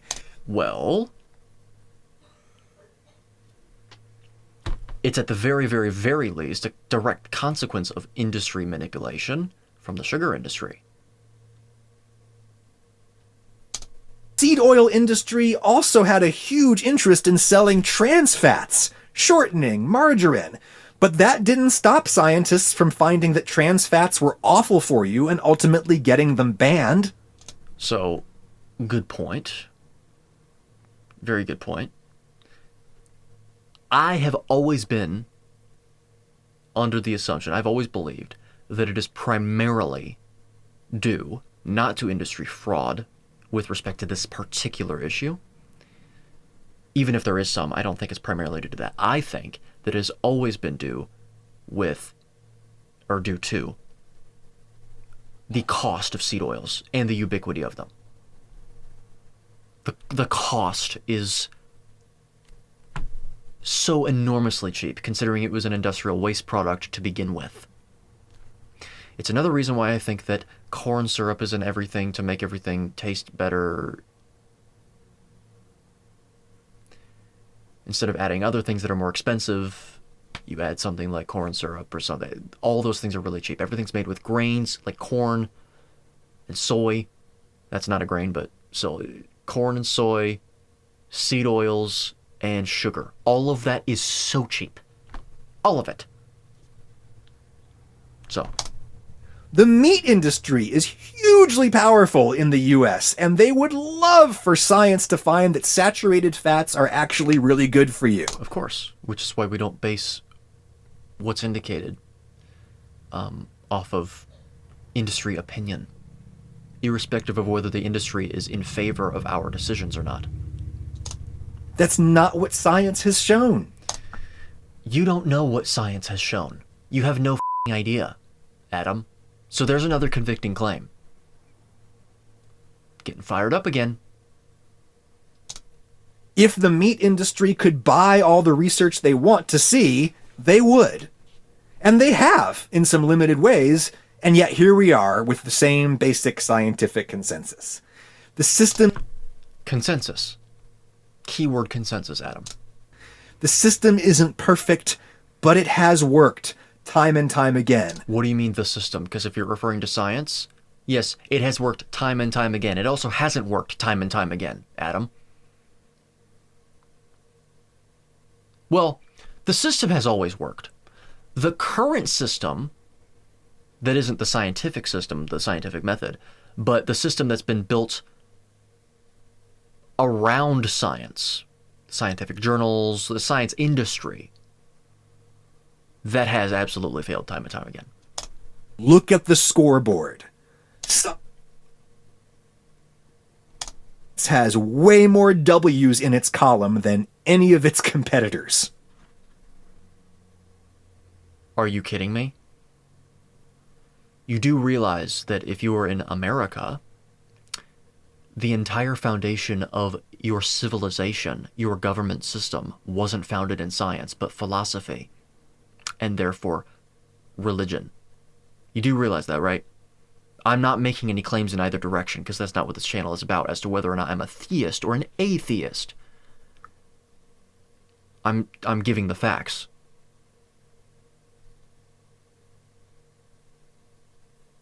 So nothing comes close.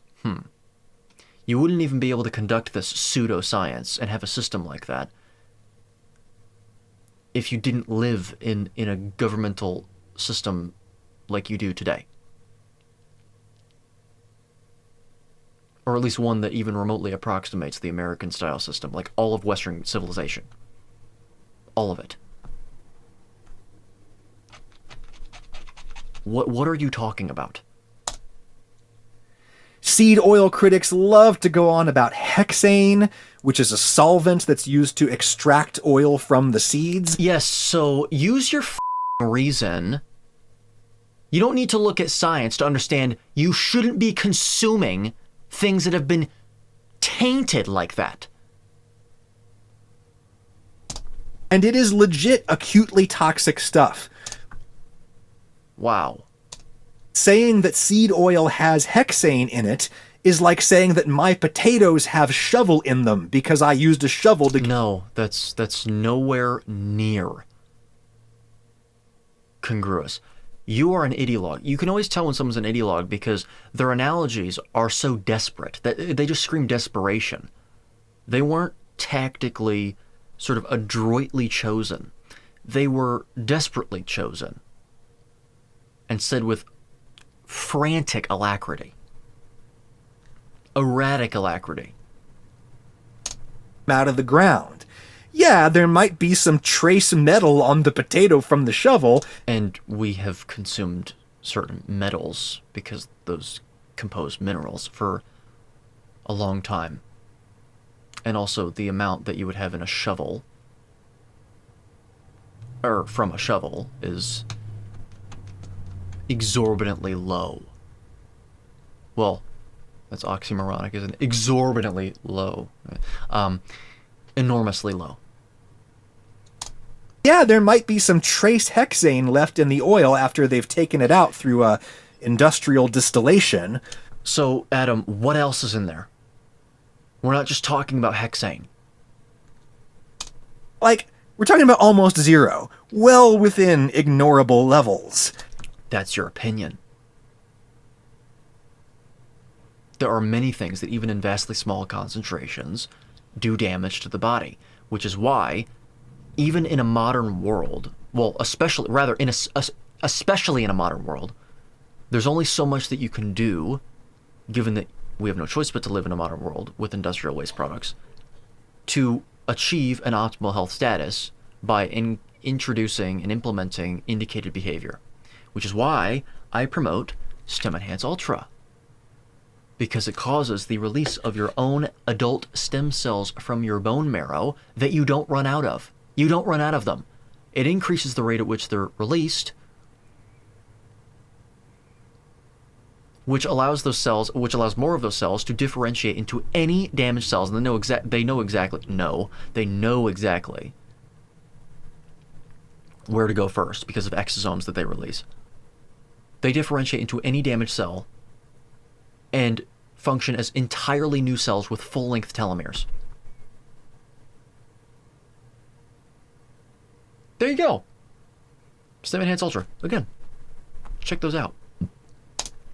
Hexane does pose an occupational health hazard to the people who work with it at the factory, and it does pose an environmental health hazard to the people who live near the factory.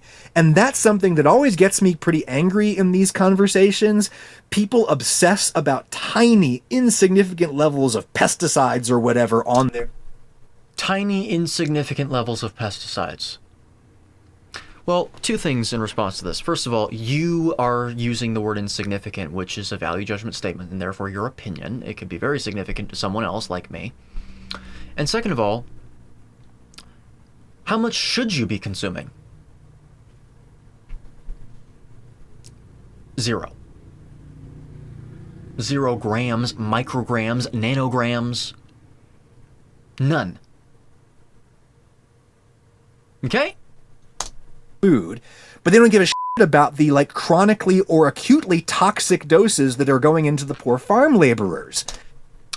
Who said that? You said that. Who the said that? I care about all of that. You said that. Like Teflon pans. Yeah, Teflon pan. Yeah, no. Do not use Teflon pans. Pan is not gonna hurt you. A bunch of nonsense from this absolute buffoon moron. Give me a break. There is no science to indicate whether it is or is not harmful for the same reasons that I've just laid out earlier in this video, throughout this entire video, really.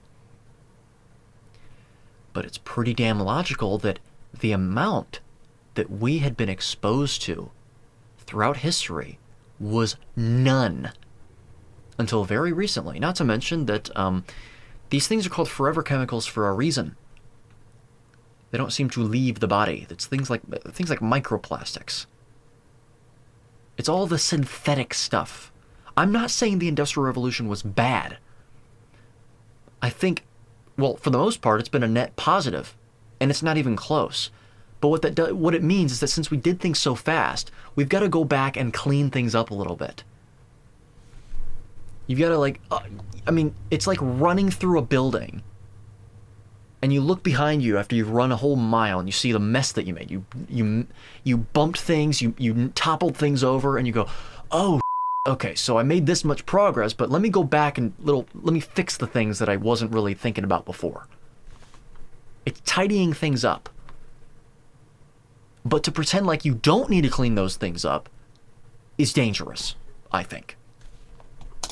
It may hurt the people who live downriver from the factory, and that's what we should be worried about. You should also be worried about it affecting you when you consume the damn things. In my opinion.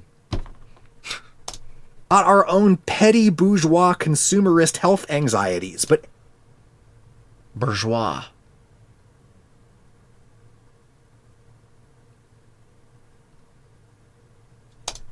anyway.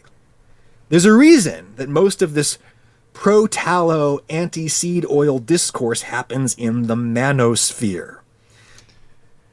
Here we go. Everything is a spectrum. There is a part of that spectrum that goes too far.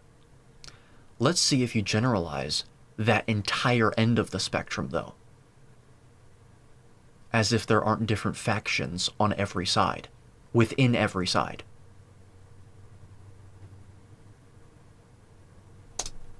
People who study this have traced the current seed oil panic back to a particular Joe Rogan episode from 2021.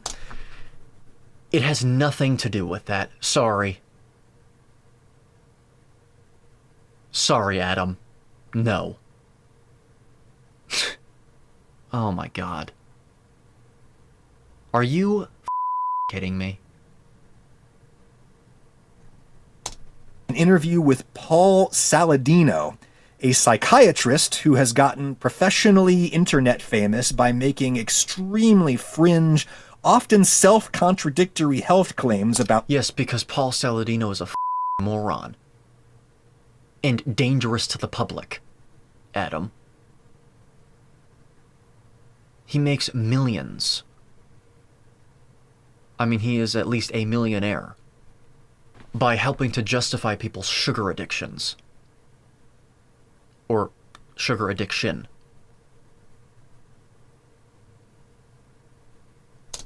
Carnivore diet. Back then, I don't even believe he was a carnivore anymore. He's not a carnivore. At least, well, he is a carnivore, physiologically. He does not consume nor promote a carnivore diet. No, he doesn't. On Rogan, there are no nutrients in plants that you cannot get from animal foods. Correct.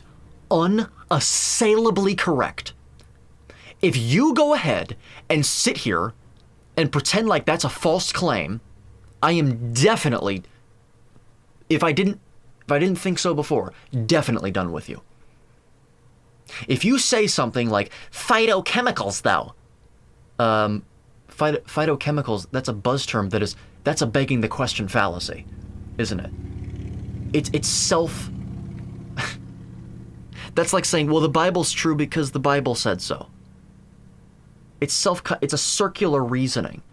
There's no nutrients that you can't get in meat, or that you can't get in meat that are found in plants. Well, what about phytochemicals? Phytochemicals are chemicals found in plants. Obviously, you can't get those in meat. You don't require them, and there's quite a few inferences that suggest that they're actually harmful to human beings. If you say things like, what about beta carotene? Beta carotene is broken down, very inefficiently, by the way, by the body into retinol, vitamin A. You get retinol in meat. So no, the beta carotene itself is not required by the body. And beta carotene isn't vitamin A.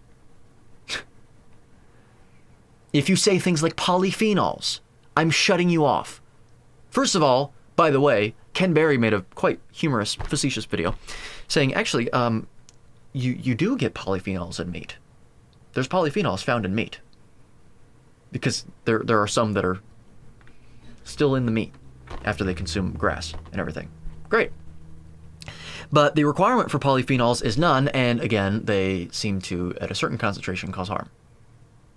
And most of the studies are done in test tube style studies, and they have very little utility. But you don't require them. And how long have we been consuming polyphenols from every inference we have? This is, of course, an objectively and meaningfully false statement. Right, exactly. There you go. If anyone needed any more evidence that this person is an absolute tool, a buffoon, here it is. It is not objectively false. It is objectively true, Adam. You don't require anything that is found in plants to survive. You absolute buffoon. You are a tool. Even people like the psychologist Jordan Peterson, who have particular sensitivities to phytochemicals and thus they have to eat a mostly meat diet, even those people will generally admit... That's very interesting. That's very interesting. That was the only diet that actually ameliorated his health conditions.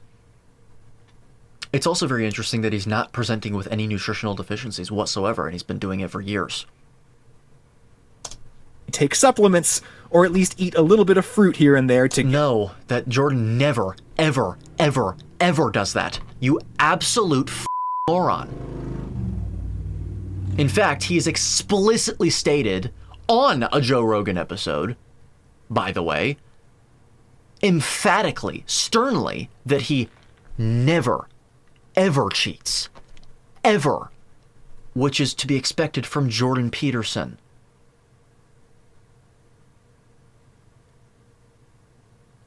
From my understanding, he doesn't take any supplements whatsoever.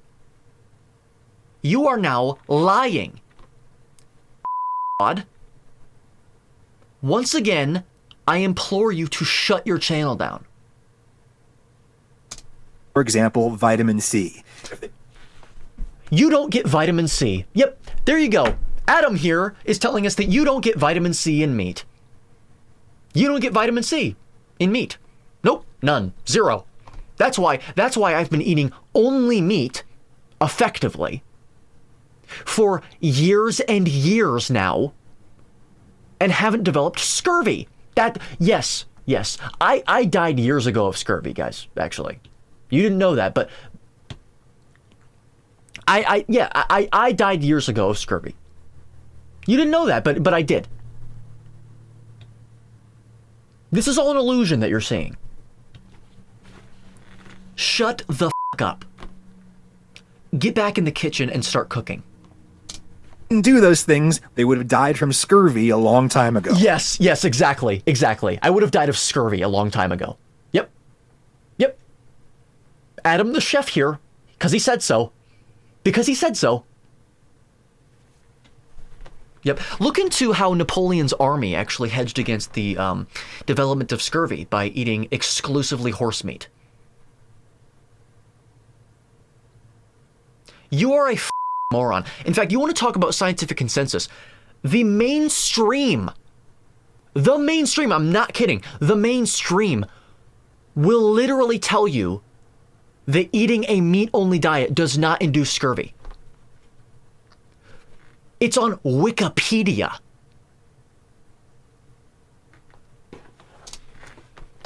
There's a reason this discourse came out of the manosphere. You could probably learn a thing or two from that sphere, by the way. You ignoramus. Beta soy boy male. Again, go back to making food and shut the f*** up. This is a hypothesis of mine. It's not something that I know or can easily prove. Really, so you keep feigning this sort of objectivity, this objective proclivity and demeanor. In this pretentious way, frankly. It's having a counterproductive effect. It's having an opposite effect, an antagonistic effect. You're trying to present yourself as someone that's objective and therefore humble by consequence, when in reality, you're coming off the exact opposite, pretentious. Especially considering the fact that you keep saying that after you've made convicting claims. Like, this is unequivocally, unambiguously, it's objectively false. No, it isn't. No, it isn't. It's an idea for your consideration. Here's an idea for your consideration, Adam. Get back in the kitchen after you've deleted your channel, which you should have done after you've apologized publicly to the public, to everyone that you've beguiled and misled. Even if it's just with this one video, apologize. You owe it to all of the people that you've convinced. You know what? Not even just to the people you convinced. You owe it to me for having to sit through this bullshit. I think the embrace of beef tallow is mostly about proving one's manliness. All right, so check out the video that I just recorded very recently on someone that proclaims to be, once again, an objective thinker who is a vegan, who believes that we're herbivores. Top right corner of the screen. Because I cover this as well, extensively. This whole idea that it's all about trying to assert some sort of superiority with masculinity as the proxy for that over other people. Why is meat associated with masculinity? I'm not going to cover it here because I've already been recording for long enough, and I'm about to stop it real damn soon. These new and confusing times that we manly men live in. You're not a manly man, Adam. Really? Look at yourself. You could probably benefit from a species-appropriate, species-specific diet, by the way, as I said in the beginning. You got a little excess adiposity that I think that should be addressed. Meat is inherently the product of violence.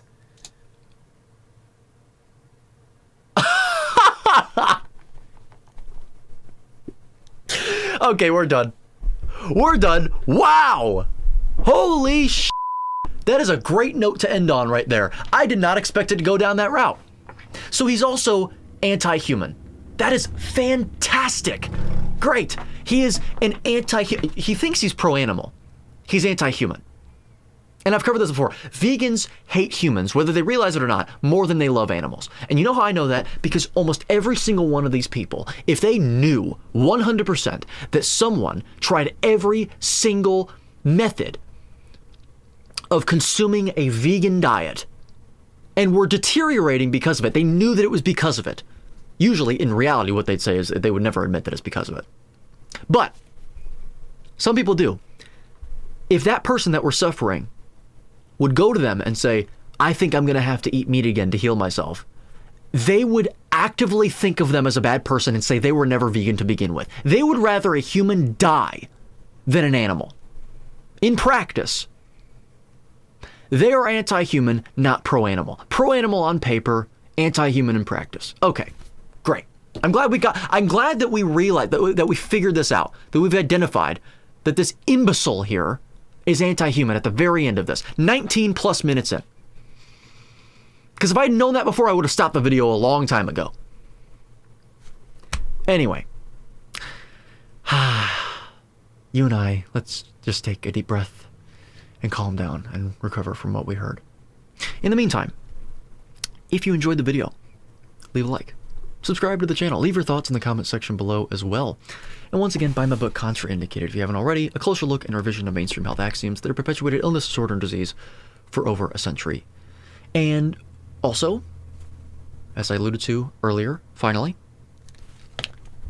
the link on the bottom of the screen. What is that link? Well, that is a link that will bring you to an amazing site with amazing products from an amazing brand known as Cerule. If you purchase product through that link, you will get a permanent percentage discount and permanent free shipping when signing up for monthly deliveries. And if you email me behind the scenes at edgoki@pm.me, I can tell you how to earn those products for free, because who in their right mind wouldn't want that? But of course, I wouldn't recommend purchasing any product without knowing anything about them at all. So, fortunately for you, I have linked in the top right corner of the screen a Cerule Products video, which is a complete video elucidation and explanation of what these products are, who should take them, why you should take them, when to take them, etc., etc. And I would also further migrate to the description below to find a video that I did on these products in further detail, as well as the company of Cerule itself, which I think is incredibly important if you are wanting to make a contribution towards the company through that link with a purchase. So, with that being said, join me next time when we're reacting to apparently more anti-human activists that are arrogantly ignorant, have no understanding of the foundations of science, the history of science, don't even know objective facts, want to feign humility and objectivity as a beguiling technique to lull people into their ideology. So in other words, misanthropic, intellectually dishonest ideologues. So, till then.